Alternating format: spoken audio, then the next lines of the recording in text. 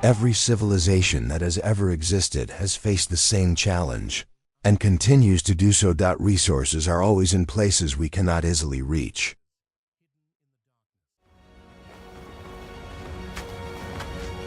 Food lies in those rugged terrains that resist us. Minerals lie deep within the rocks.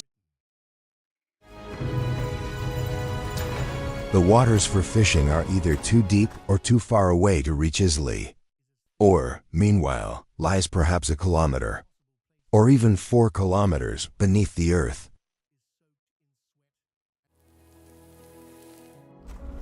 And in every civilization without exception, people have still gone there and always will. Not because the calculations were easy.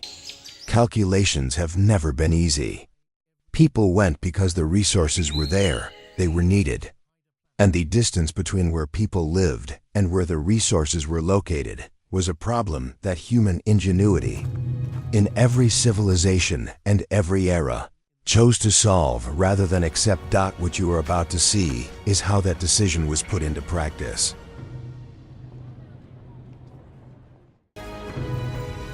In the places where the ore is richest and the rocks are toughest. In communities that chose cliffs, volcanoes, lake surfaces, and frozen ground. And don't forget, my friend, the risks in these places aren't random. They're inherent. The reason it's difficult to reach the source is the same reason it's dangerous to get there. So think of it this way, my friend. There's an ore deposit 4 kilometers deep, but the geological forces that formed it have been at work under those pressures. For example, a mountain peak that provides a vantage point for defense also brings with it exposure, cold, and the lack of a path that turns reaching it into an annual negotiation with the weather. A lake surface that offers refuge from threats on land also brings with it instability, flood risk, and the physical deterioration it imposes on everything built upon the water. In this case, the challenge location is actually the reason the resource exists there.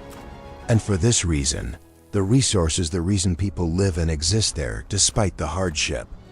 For this reason, my friend, do not forget the example: miners working 4 kilometers underground, families protecting floating grass islands, monks who can enlyriac their monasteries by walking across suspension bridges. These are the human proof of what people are willing to do for the things their kind needs. This, then, is that proof.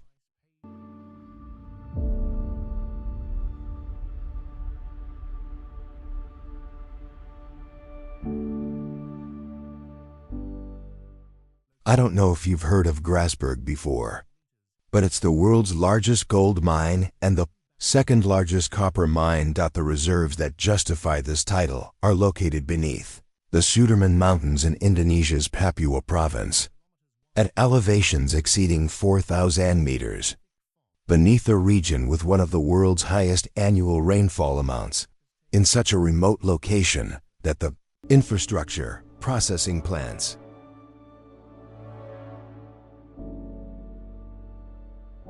power generation, waste management systems, roads, and housing for tens of thousands of workers must be built before any ore can be shipped, under conditions where constructing anything at high altitude in equatorial rainfall is already a significant engineering challenge. The original Grasberg operation was an open pit mine, a massive excavation spanning kilometers in width, with the terraces created by open-pit mining descending step by step into the mountain.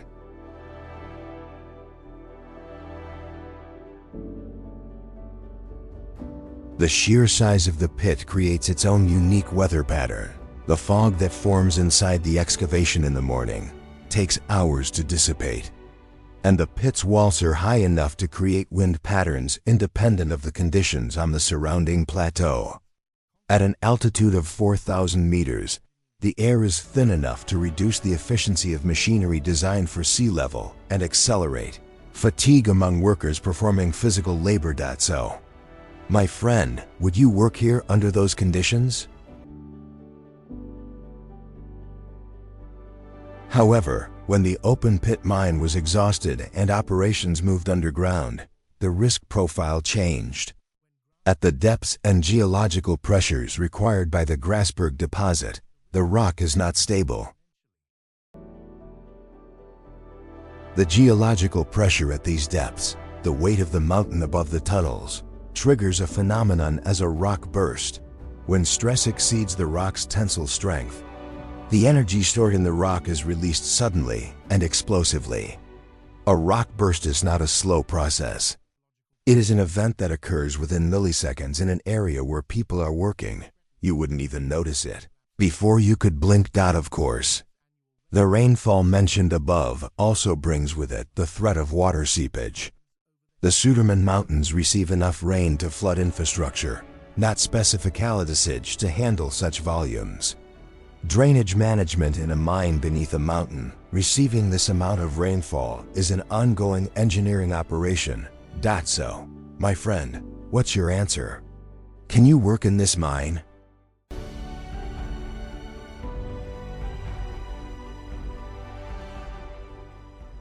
Cerro Rico means rich mountain. Don't assume that rich mountain refers to a mountain made of gold. This name was entirely fitting when Spanish colonial miners began extracting silver from the mountain slopes in the 16th century. The mountain produced enough silver to finance the Spanish Empire's two-century-long expansion. So much silver, in fact, that Potosi became one of the world's largest cities at its peak. Can you believe it? A city whose very fate was shaped by the mountain's mining operations. Mining still takes place on the mountain. However, this is not through the industrial operations required by today's mining standards. It is carried out by independent mining cooperatives using methods different from those employed by colonial-era workers. Hand tools, manual labor, and accumulated knowledge about which areas of the mountain might still contain ore. Can we simply call these primitive methods? The tunnels branching out from within Cerro Rico are the accumulation of over 500 years of excavation. Passages that follow the ore and the conditions rather than a systematic plan. Passages that do not always connect to one another. Passages whose structural support relies on timber that has been there for decades. Silica. Dust is a defining feature of working life at Cerro Rico. Every blow of the hammer against the rock creates dust. The miners breathe in this dust. When inhaled, silica particles do not dissolve and are not expelled from the body. They accumulate in lung tissue and trigger an inflammatory process that hardens and scars the tissue. This condition is called silicosis and progressively and irreversibly reduces lung capacity. At Cerro Rico, the combination of high dust levels, inadequate respiratory protection, and the altitude, which already reduces oxygen availability, leads to silicosis at rates that will significantly lower the life expectancy of Cerro Rico miners below the national average. As with everything, this work comes at a cost. But the difference is that the cost is life itself. As depth increases, so does the temperature. The passages narrow where the veins are. Unprotected falls remain a constant danger because the necessary infrastructure to prevent them has never been established. The miners working here know this. They work here because the alternative, not working, is also a risk, and a more immediate one than the silicosis that emerges years later. So if you were in that situation, would you take that risk?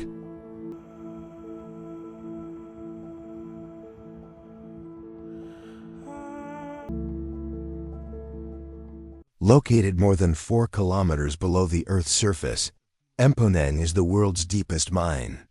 You're practically cut off from the surface, face to face with the Earth's core. To grasp the significance of this figure, one must consider the context. Being 4 kilometers below the surface does not simply mean being 4 kilometers below the ground. It means being 4 kilometers below the current ground level. Having passed through rock layers subjected to the heat, pressure, and geological stress created by the 4 kilometers of material above. At this depth, the rock temperature reaches 66 degrees Celsius. Without the cooling infrastructure that processes thousands of tons of ice every day to bring the working environment down to livable temperatures.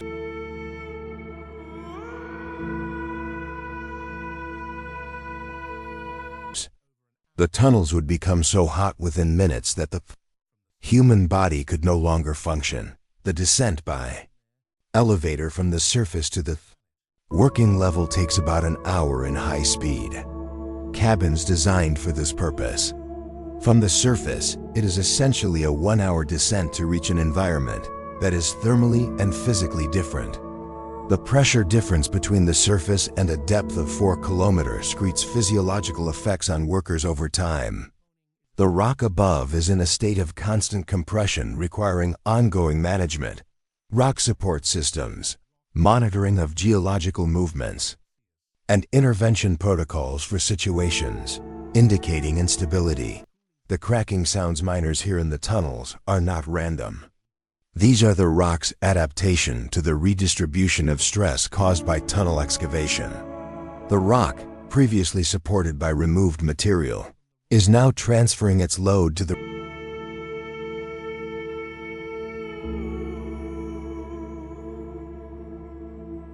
remaining material, and this transfer can be heard in the sounds the geology makes as it finds a new equilibrium. Some of these sounds precede rock bursts. The ability to distinguish between normal, geological adjustment sounds and those that precede a collapse is a skill the Mpong miners have acquired over time. So if you heard that sound, wouldn't you be scared, my friends?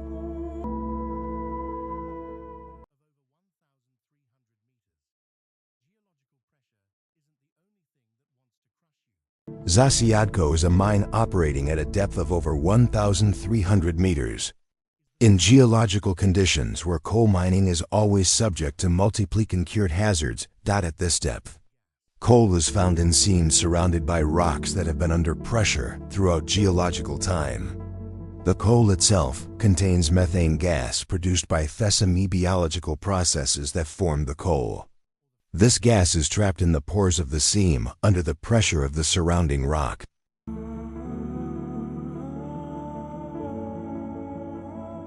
When mining operations reduce the surrounding pressure, the methane is released.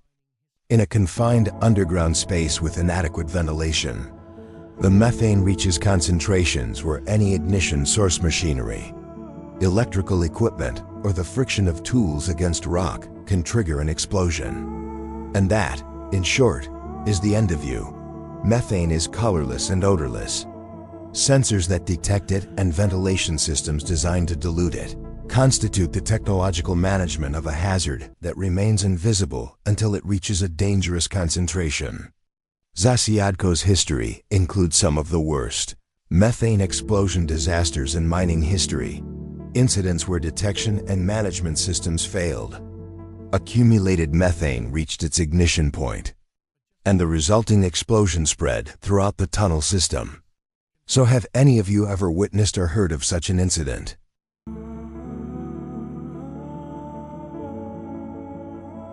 The geological pressure at this depth also creates thermal conditions. Without active cooling, the air at 1,300 meters is hot. The physical work of coal mining, drilling, loading, and hauling generates additional heat. Workers in these conditions operate at the limits of human thermal tolerance, constantly exerting physical effort in air containing coal dust at concentration shed. Regulations strive to control, but which the conditions of underground coal mining continuously produce. So for what salary would you do this job?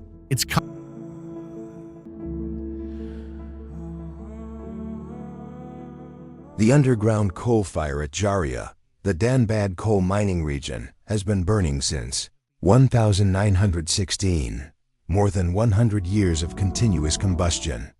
Underground, in a coal seam that the fire has found sufficient fuel to sustain itself for longer than most people's grandparents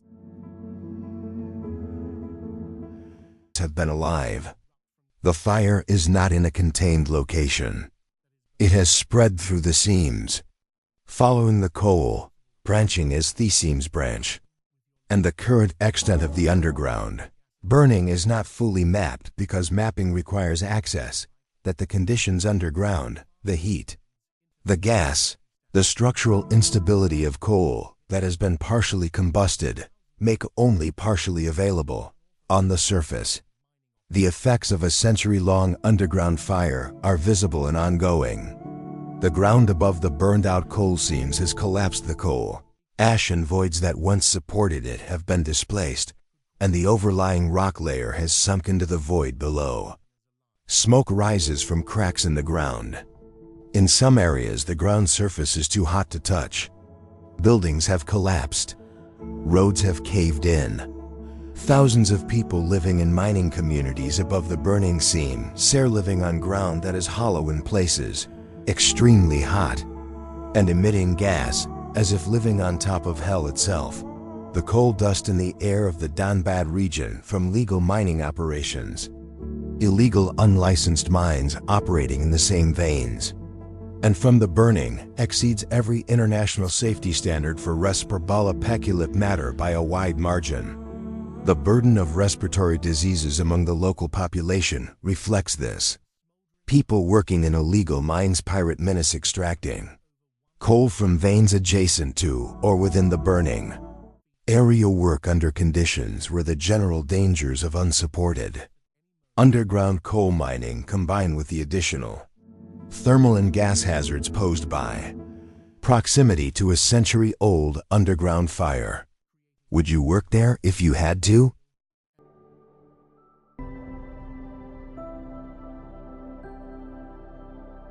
Chuquicamata is over 1 kilometer deep and 5 kilometers wide. The sheer scale of this excavation is not merely for show. It is a direct result of the underlying copper deposit. This porphyry copper system is of such magnitude that it justifies the energy and machinery required to remove the top kilometer of material to reach and process the ore. The pit created by this process is large enough to possess its own atmospheric dynamics. Wind entering the pit behaves very differently at the bottom of the 1 kilometer deep excavation than it does at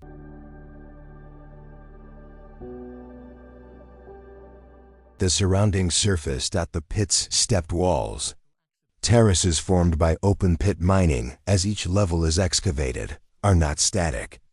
The geological stress created by the removal of material is constantly redistributing, and the walls of a mine at this depth are always subjected to new stress conditions.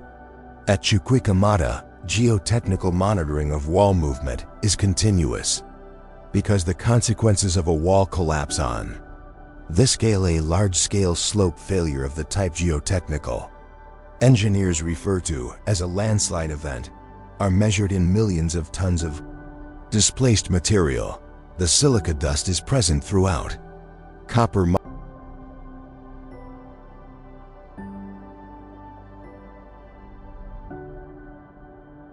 mining operations. The ore processing, crushing, grinding, flotation generates fine particles of silica that the air management systems attempt to control, and that workers and communities in the proximity of the operations breathe. The health histories of copper mining communities in the Atacama track the accumulated exposure over working lives. Chuquicamata is transitioning to underground operations as the open pit reaches the limits of economic feasibility. The transition brings the geologic helpres and thermal challenges of deep underground mining to an operation that has been conducted in open air for over a century. The infrastructure for this transition represents one of the largest capital investments in the history of mining. Barkley Pit is a former open-pit copper mine that stopped operating in 1982. Since then, it has been filling with water. The water that fills the pit is not clean water.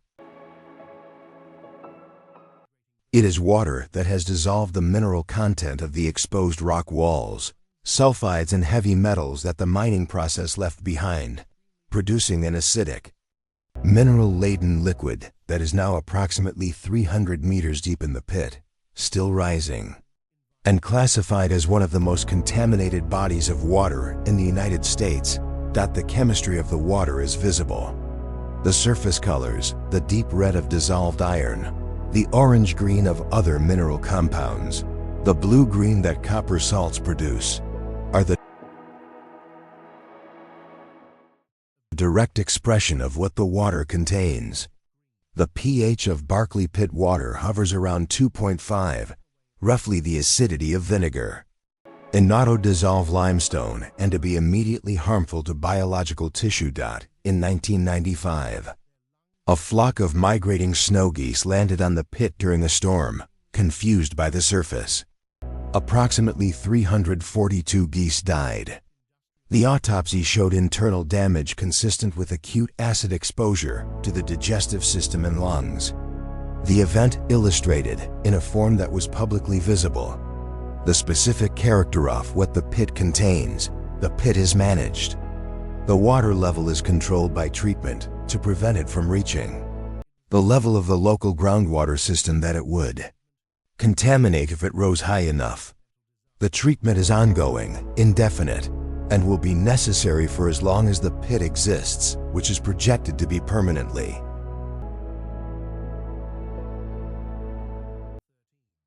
On April 10, 2013, approximately 65 to 75 million tons of material failed from the northwest wall of Bingham Canyon Mine. The event took approximately 90 seconds. The monitoring systems, the prism reflectors, and GPS units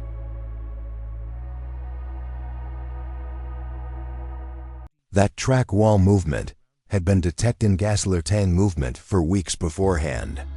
The mine was evacuated before the failure occurred. No one died. The event was still the largest non-volcanic landslide in North American recorded history. The scale of what moved in those 90 seconds is difficult to hold in the imagination. 65 million tons is the equivalent of several of the largest dams in the world. Moved all at once into the interior of a mine. The pit that remained after the event was a different shape than the pit that had existed for decades. The equipment that was in the area of the failure was buried. Recovery and restoration took years. The trucks that operate in Bingham Canyon are the largest hauling trucks manufactured, vehicles with tire diameters exceeding 4 meters, carrying loads that exceed 300 tons per trip, traveling on haul roads engineered for their specific weight and axle loading. A mechanical failure on one of these vehicles on the haul road has consequences that are not comparable to a mechanical failure of ordinary road vehicles. Bingham Canyon has been producing copper since 1906.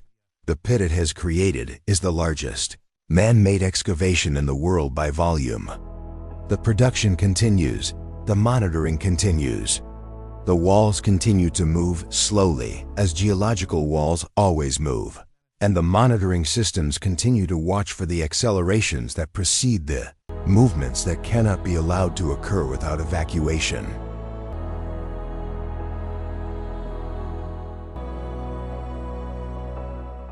At over 2,000 meters, inside the caldera of an active volcano, men carry sulfur on their backs. The Kouijen volcano contains the world's largest highly acidic crater lake, a lake whose surface temperature reaches around 60 degrees Celsius and whose pH approaches 0, more acidic than battery acid.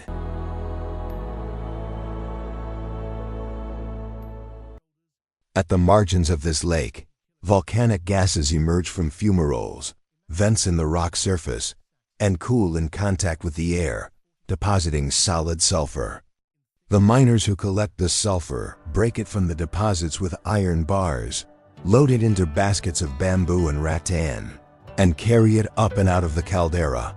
A full load weighs between 70 and 90 kilograms. The path out of the caldera, up the crater rim from the lake surface, is steep, uneven volcanic rock. at altitude in sulfur dioxide concentrations that the fumaroles generate, with 70 to 90 kilograms on the shoulders.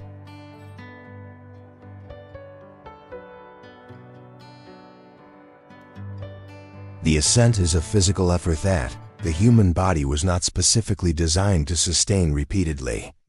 The miners at Ijen make this carry multiple times a day. The sulfur dioxide, the gas that smells of burning matches at low concentrations and destroys respiratory tissue at the concentrations present near the fumaroles, is managed with a cloth tied over the face. Not a respirator calibrated for the specific gas. A cloth. The damage to lung tissue, to the eyes, to the esophageal lining that accumulates over a career of carrying at Ijen, is the damage that years of sulfur dioxide exposure in inadequate protection produces. The payment for a full load is a few dollars.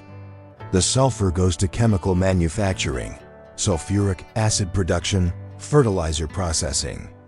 The supply chain that begins at Ijen ends in products that contain no visible connection to the conditions of their origin.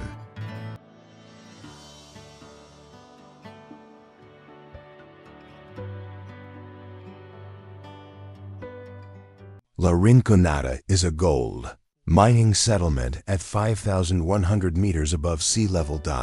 It is the highest permanently inhabited settlement in the world. At 5,100 meters. The oxygen level in the air is approximately 50% of sea level. The body compensates for this over time, increasing red blood cell production. Craving air. It's not just labor, it's a battle for survival. Adjusting cardiac output, but the compensation is partial. And the symptoms of chronic altitude exposure are permanent residents of the settlement.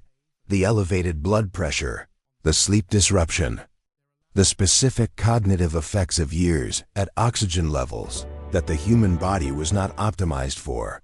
The mining operation at La Rinconada runs on a system called Cachorio. Workers labor for 30 days without pay, extracting ore, loading it, processing it.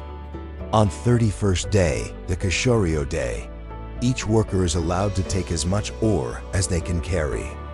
The amount of gold in that ore is uncertain. Some workers carry enough to sustain them for the month ahead.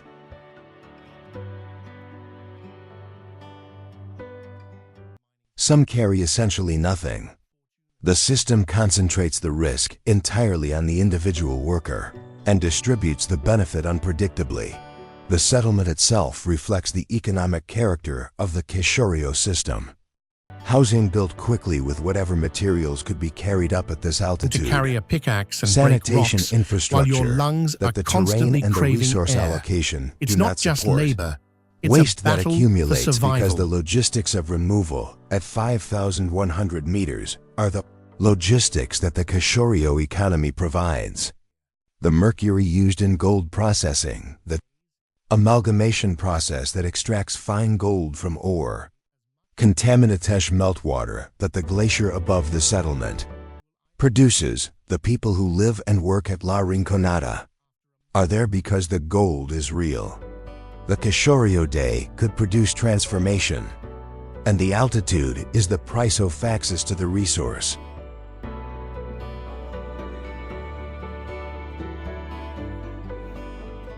The formal coal mines of Afghanistan, the operations with permits, with ownership structures, with the apparatus of a regulated industry, exist, alongside a parallel system of informal and illegal mining that is one of the most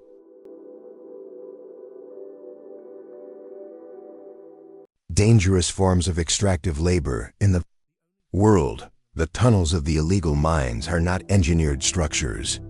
They are excavations following the coal seam wherever the seam goes, supported by whatever timber was available when the support was installed, maintained as long as the miner using the tunnel continues to maintain it. When a tunnel is abandoned, when the seam plays out, or when the conditions become too unstable, or when the miner simply stops working that section, the support maintenance stops. The tunnel remains unsupported, in rock that continues to exert pressure. The methane in coal seams is as present in the illegal mines as in the legal ones. The detection equipment that the legal mines use, the sensors, the monitoring systems, the ventilation infrastructure, is not present in the illegal mines. The methane accumulates to concentrations that are detectable by smell only when it is already too late for the smell to function as a warning. The miners have no helmets. They have no breathing protection. The tunnel walls are the walls that the miners excavated, whatever the rock quality, whatever the stability, supported by whatever was available when the tunnel was made. A tunnel failure in these conditions is not a managed event with evacuation protocols and rescue teams. It is a collapse burying whoever is inside, in a location that may not be on any official record. The coal that these mines produce enters the Afghan energy system, which depends on it.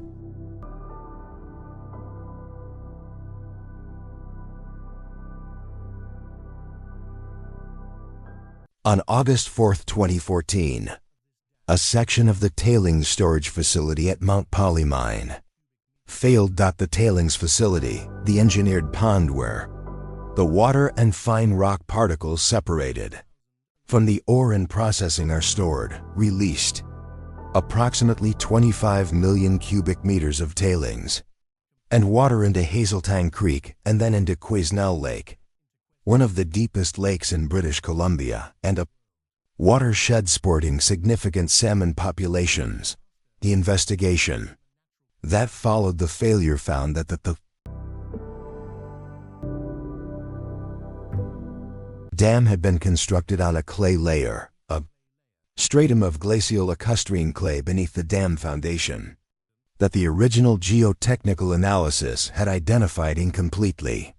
The clay layer, under the hydraulic pressure of the tailings pond above it, failed.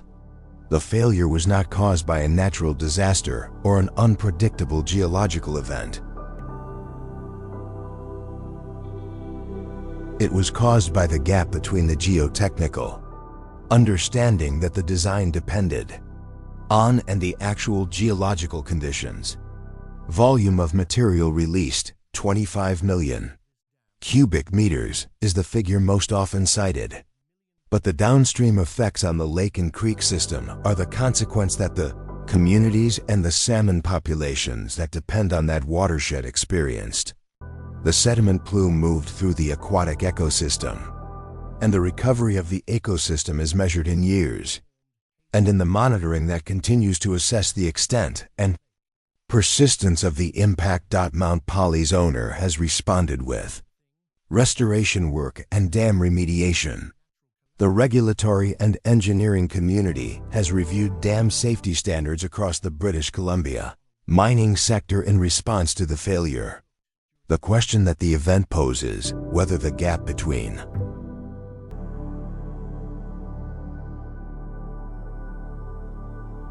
geotechnical modeling and actual geological conditions can be reduced to zero, is a question that geotechnical engineering has been working on since the first dam was built.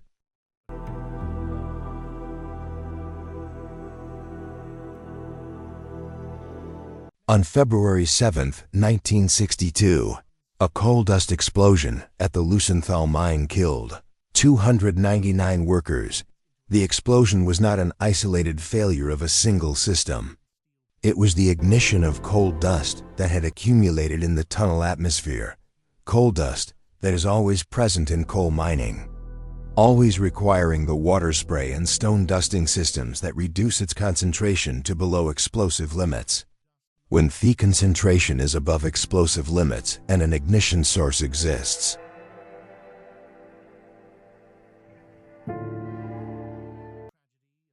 the coal dust cloud becomes, in the specific physics of the event, a detonation wave that propagates through the tunnel system faster than any person can move away from it.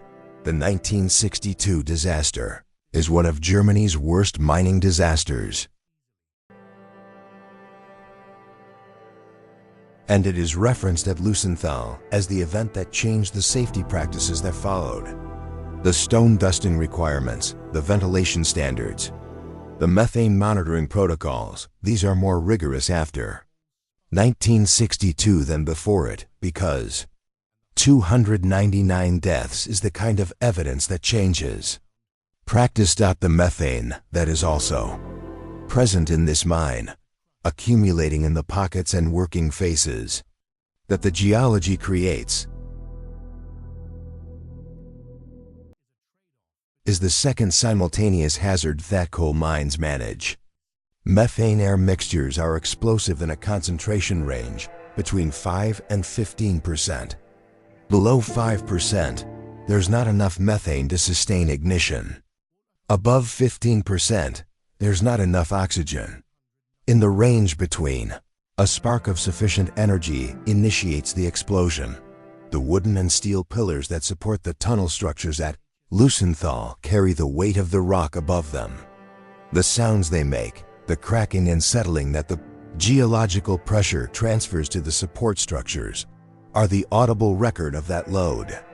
Experienced miners develop the ability to read these sounds, to distinguish the normal from the abnormal, as part of the knowledge base that working underground for years deposits.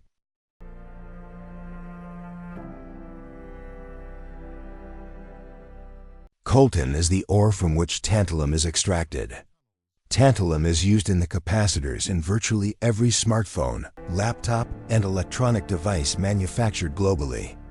A significant portion of the world's coltan comes from North Kivu, and a significant portion of the North Kivu production comes from artisanal Monessen. The Rubaya area, the artisanal mines are informal operations, not regulated industrial mines with safety standards and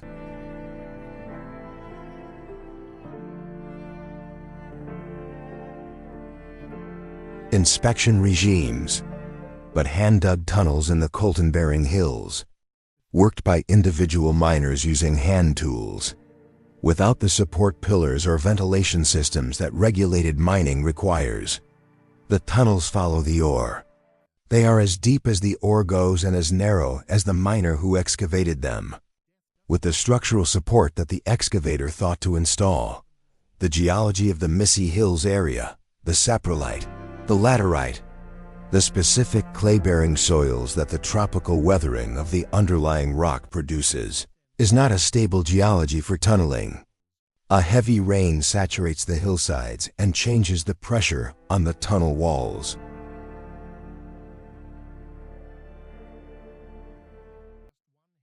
The same rain event that is routine weather above ground is, at the same moment, a change in the conditions inside tunnels that depend on the structural properties of the unsaturated soil above them. The armed groups that control access to the coltan deposits, and that have controlled them through multiple cycles of conflict in North Kivu, collect rent on the production, provide or withhold security, and constitute a layer of risk entirely separate from the geological. A miner's access to the resource that their labor produces is mediated by the armed group's current policy. The coltan that leaves the hillside enters a supply chain that ends in devices where its origin is not visible.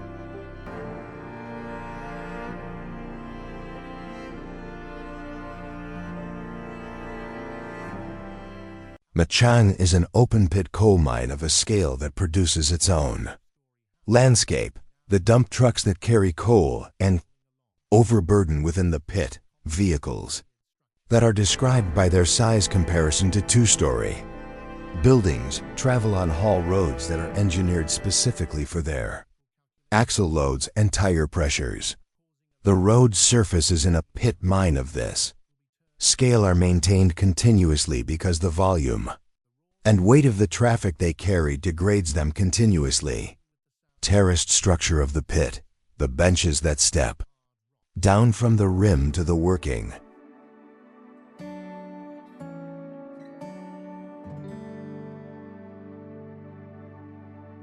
Face is the geological record of the excavation's history, visible from any point within the pit as a series of horizontal platforms at different depths.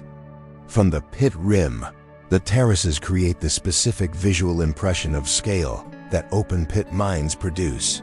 The trucks at the bottom that are described as ants are full-size mining trucks, and the distance that makes them ant-sized is the depth of the excavation. The blast events that fracture the rock for removal are scheduled and announced. The vibration from a significant blast at Machong scale is measurable at distance.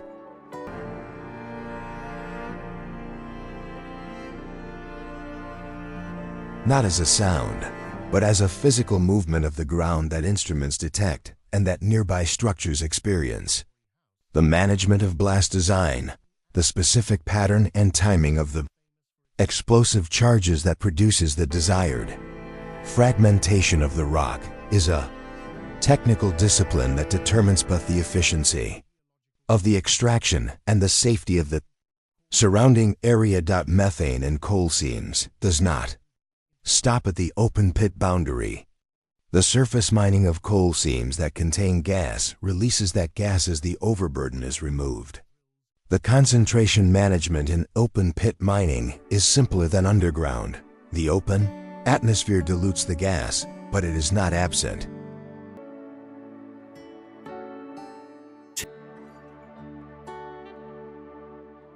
The Broken Hill Mine in Kabwe, Zambia, produced lead and zinc ore from 1902 until 1994.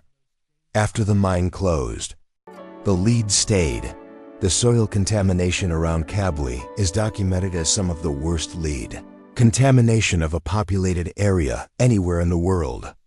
The lead levels in the soil around the former mine site exceed the safe limit by multiples that the medical literature does not describe as a range, but as a category of severe contamination.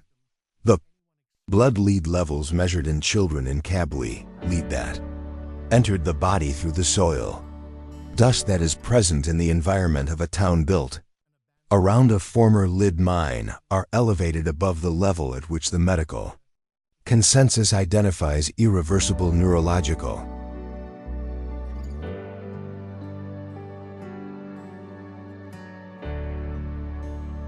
development effects. Lead in the environment does not degrade. It does not leach away in rainfall. It disperses slowly through soil movement and biological uptake. But the source material, the decades of mining waste and slag and contaminated tailings that the mine operation left, continues to supply contamination to the surrounding environment decades after the mine closed. The former mine tunnels are now structurally unstable. The support systems maintained during operation have degraded without maintenance, and the voids that the mining created are finding their geological equilibrium through subsidence. The tunnels that were workplaces for a century are now an invisible infrastructure of collapse risk beneath a landscape that continues to be inhabited.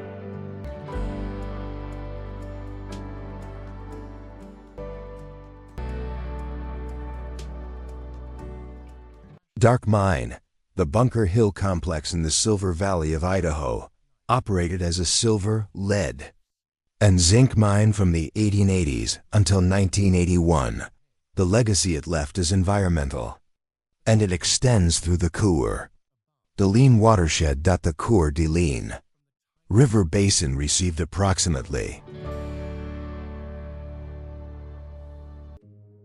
68 million metric tons of mining waste during the century of operation at Bunker Hill and the other mines in the Silver Valley. The waste, the tailings, the smelter slag, the process effluent, settled in the riverbed and the floodplain, contaminating soil, water, and the fish populations of the river with lead, cadmium, and zinc at concentrations that required the designation of the area as the Bunker Hill Superfund site and the beginning of one of the largest environmental cleanup projects in U.S. history. The cleanup is ongoing. The contamination extends more than 150 kilometers downstream. The riverbed sediments that store the historical contamination are periodically remobilized by flood events, redistributing material that would otherwise remain in place. The cleanup infrastructure, the physical barriers.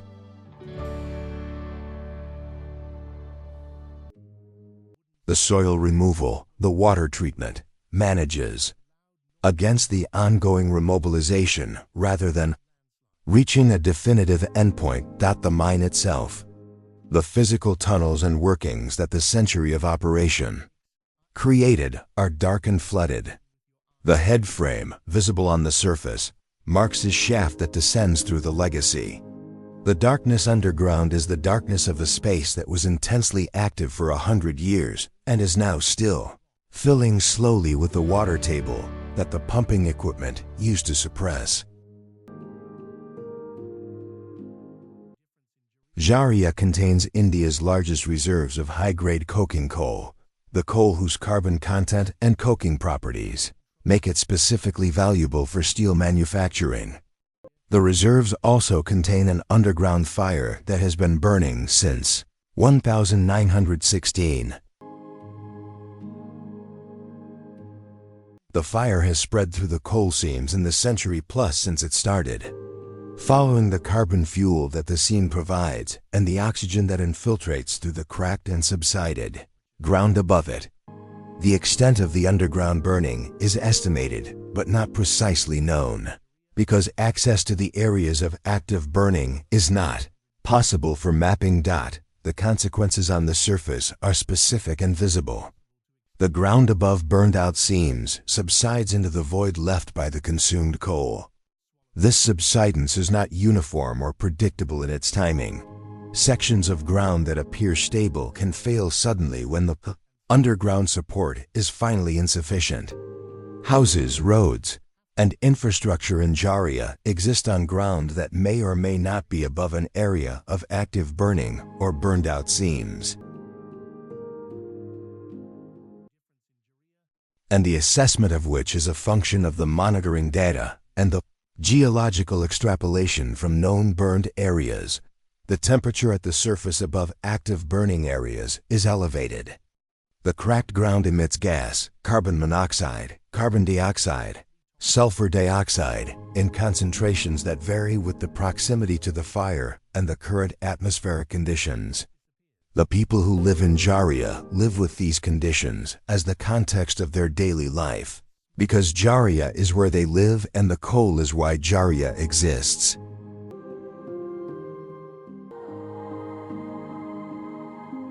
The jade that passes through Hupeket is not the jade of decorative objects in the conventional sense.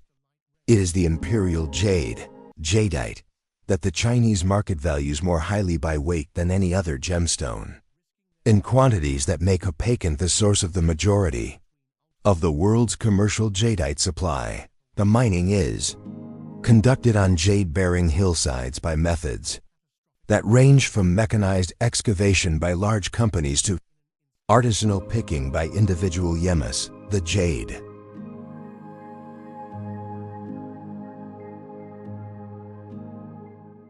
pickers who work through the waste piles left by the mechanical operations, searching for fragments that the machines missed.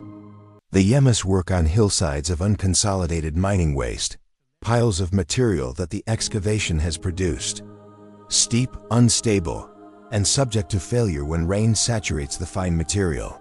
The hillside failures are not rare.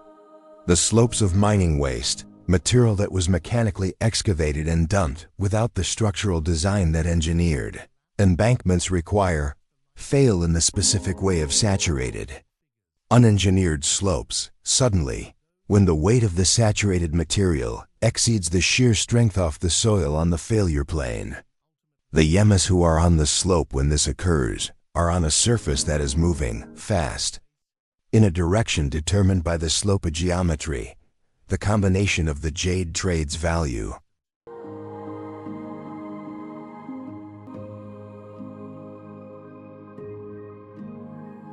The control exercised by armed groups over access to the mining areas, the absence of formal safety regulation for the artisanal operations, and the poverty that drives people to pick through unstable waste slopes for jade, Fragments produces the conditions that Pakin's accident record documents.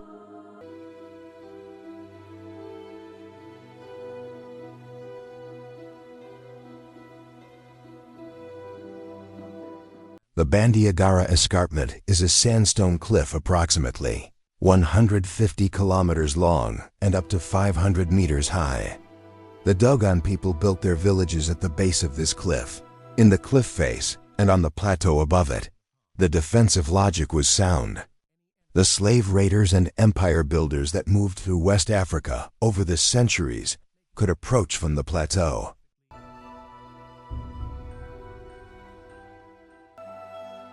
Villages at the base of the cliff could observe that approach from altitude. The cliff face itself was accessible only to people who knew the specific routes, which the Dogon knew and outsiders did not.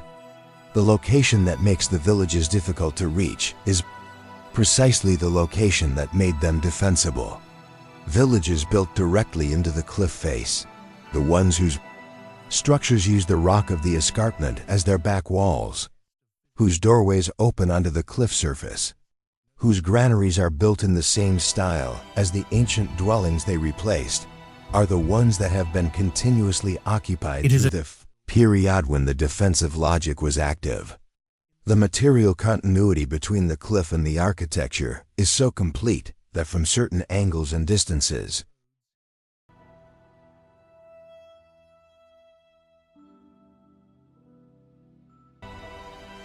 the human-built structures are indistinguishable from the rock formations they are built.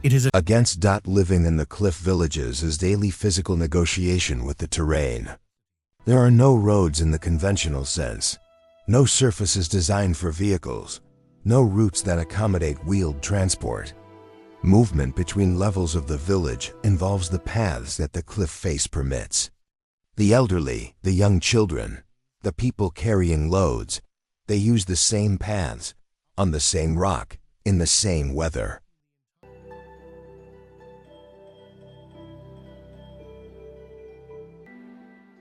Mijingo Island is approximately 2,000 square meters of exposed rock in Lake Victoria, Africa's largest freshwater lake. Approximately 500 to 1,000 people live on this rock, depending on the season and the fishing conditions. The structures that house them cover essentially the entire island surface, corrugated metal shelters packed at the density that the available area and the number of residents produce. The lake surface is at every edge. The island exists because the Nile perch population in this section of Lake Victoria is sufficient to support the commercial fishing operation that the residents conduct. The fish are real. The income from the fish is real.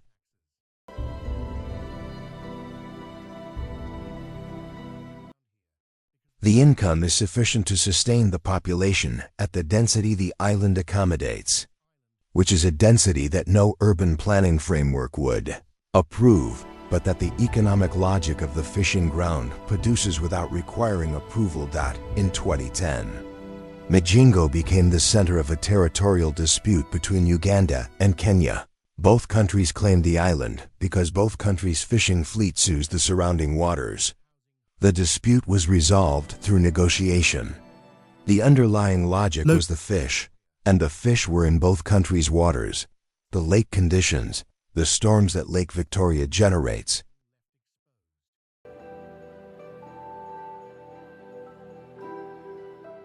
The wave action that reaches the island's low edges are the physical conditions that the island's exposure produces.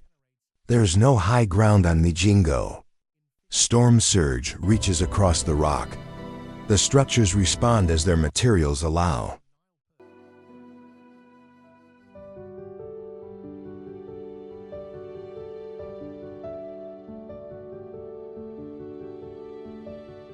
Makoko is a settlement on the Lagos Lagoon. Between 100,000 and 250,000 people live there, depending on the methodology of the count and the seasonal fluctuations in population. The structures they live in are built on wooden stilts above the lagoon surface. The lagoon is heavily polluted. It receives the effluent of Lagos, one of the most populous cities in Africa. Without the treatment infrastructure, that the volume of effluent requires.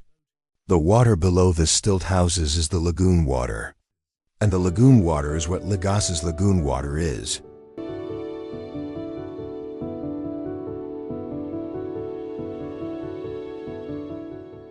After decades of receiving the output of a megacity without adequate sewage treatment, the density of Makoko, the number of people in the 2,000 square meters of water surface that the settlement covers, produces the specific urban form that extreme density without planning produces. Structures built to the edge of available space. Vertical extension where horizontal space is unavailable. Narrow water channels between structures that serve as the roads that the absence of land-based roads requires. The fishing that sustains a significant portion of Makoko's economy is conducted in the lagoon, whose pollution the settlement has contributed to. This is not an irony that the residents are unaware of. It is the condition that the economics of Makoko's location produce.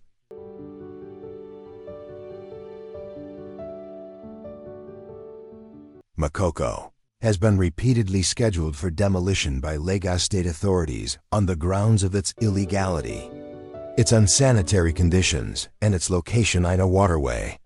The demolitions have proceeded partially and incompletely over years.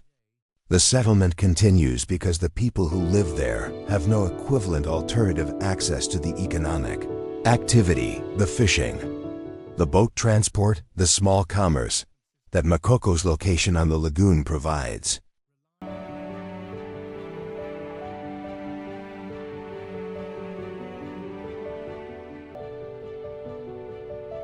Santa Cruz del Islote is approximately 1 hectare, roughly the size of 2 football fields, and it is home to approximately 1,200 people.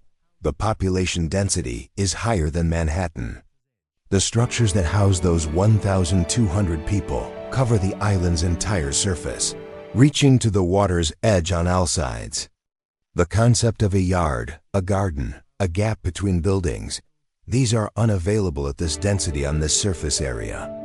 The spaces between structures are paths. The paths are as wide as the paths need to be.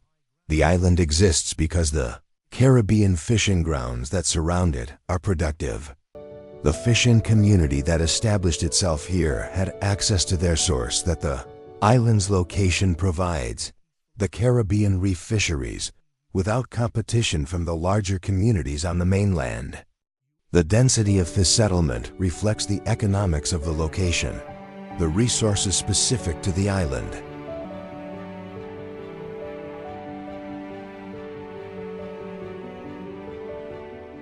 And the people who access the resource live on the island. A major storm, a hurricane, or the storm surge from a significant tropical weather system has a specific relationship with an island 1 hectare in size, at sea level with no high ground and no inland to retreat to.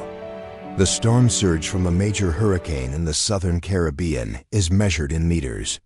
Santa Cruz del Islote's elevation is measured in meters above sea level, and the numbers are not comfortable to compare. The residents are aware of this. They live there because the fish are real, and the income is real, and the storm is possible but not guaranteed. And possible is the condition that most human settlements accept when the reason for the location is sufficient.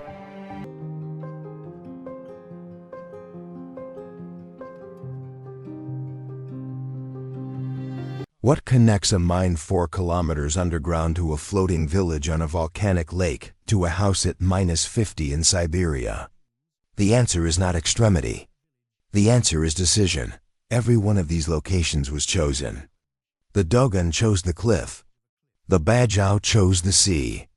The Cerro Rico miners choose the mountain, not freely.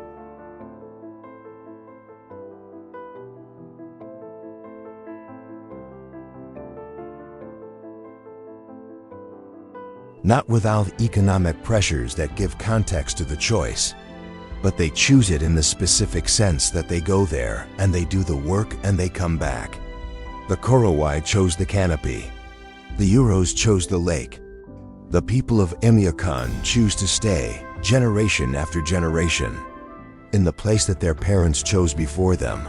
The comfort that the well-resourced world assumes as a baseline condition: temperature-controlled buildings, roads that connect to other roads, ground that stays where it is, air that is safe to breathe, is not the baseline for these places. The baseline is different. It is the mine's heat and the volcano's gas and the lake's instability and the permafrost's cold. And within those conditions, people have built lives that are not provisional. They are permanent. The 4-kilometer depth of Emponing is not going to change. The acidity of Kawojan's lake is not going to change. The January temperature of Oymyakon is not going to change. The people who live and work in these conditions are not waiting for the conditions to change. They are living in the conditions that exist. That is what these places show. Not what humans can briefly endure. What humans can permanently occupy. The distance between those two things is everything.